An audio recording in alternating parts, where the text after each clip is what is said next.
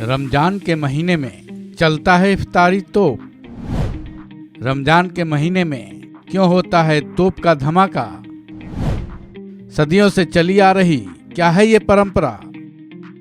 रमजान के पाक महीने में खुदा की इबादत में रोजा रखा जाता है। रोजे के नियम के मुताबिक रोजेदारों के लिए सहरी और इफ्तारी का वक्त सबसे खास होता है। सूचना के इस युग में रोजेदारों तक सहरी और इफ्तारी के वक्त की जानकारी देना अब तो काफ़ी आसान हो गया है, लेकिन सदियों पहले जब कम्युनिकेशन के साधन नहीं थे तब इस संदेश को पहुंचाने के लिए एक अनोखा तरीका अपनाया गया था। वो तरीका इतना रोचक था कि उसके बारे में जानकर आप चकित हो जाएंगे। ये तरीका दुनिया के कई मुस्लिम कंट्रीज में अपनाया गया था। इतना ही नहीं, कुछ मुस्लिम कंट्रीज के साथ भारत में भी ये परंपरा आज भी जीवित है। तो फिर चलिए जानते हैं क्या है वो अहम तरीका। इफ्तारी तोप। आज से तकरीबन 600 साल से ये परंपरा चली आ रही है।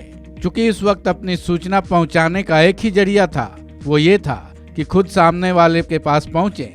लेकिन जहां तक सहरी और इफ्तारी की बात है, इतने कम वक्त में ऐसा करना संभव नहीं था। तब एक उपाय निकाला गया। वो उपाय इफ्तारी तोप के रूप में सामने आया। करीब 300 सालों से मध्य प्रदेश के रायसेन किले से इन दोनों वक्तों पर तोप के गोले छोड़े जाते हैं, जिसकी आवाज से दूर दूर तक के लोगों को यह पता चल जाता था कि इफ्तारी या सहरी का वक्त हो चुका है। तब यहाँ राजाओं और नवाबों का शासन चलता था।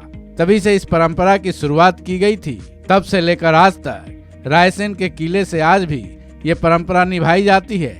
इस तरीके से आज भी इससे जुड़े 35 गांव के रोजेदारों को सूचना दी जाती है। हालांकि शुरुआत में बड़े तोप से ये काम किया जाता था, लेकिन 1936 में भोपाल के अंतिम नवाब हमीदुल्लाह ने इसकी जगह छोटा तोप चलाने के निर्देश दे दिए थे। प्रशासन से लेना होता है लाइसेंस। इफ्तारी तोप चलाने की प्रक्रिया भी काफी रोचक है।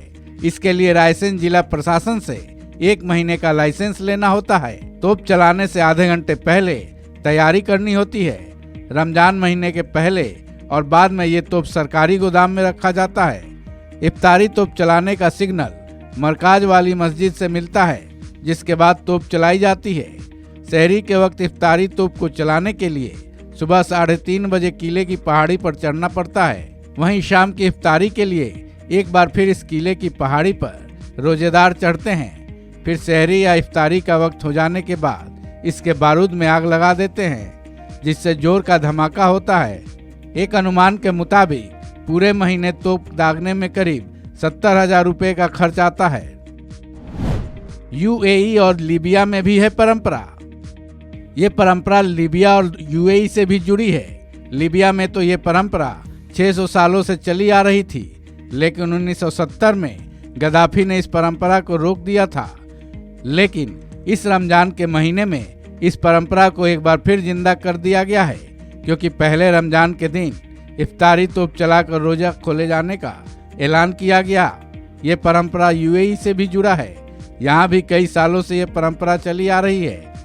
यूएई के दुबई में भी इफ्तारी तोप से धमाका कर रोजे खोलने की सूचना लोगों को दी गई। हालांकि पुलिस की मौजूदगी में ये इफ्तारी तोप चलाई गई थी। इस खबर में बस इतना ही। बाकी अपडेट्स के लिए जुड़े रहिए वन इंडिया के साथ।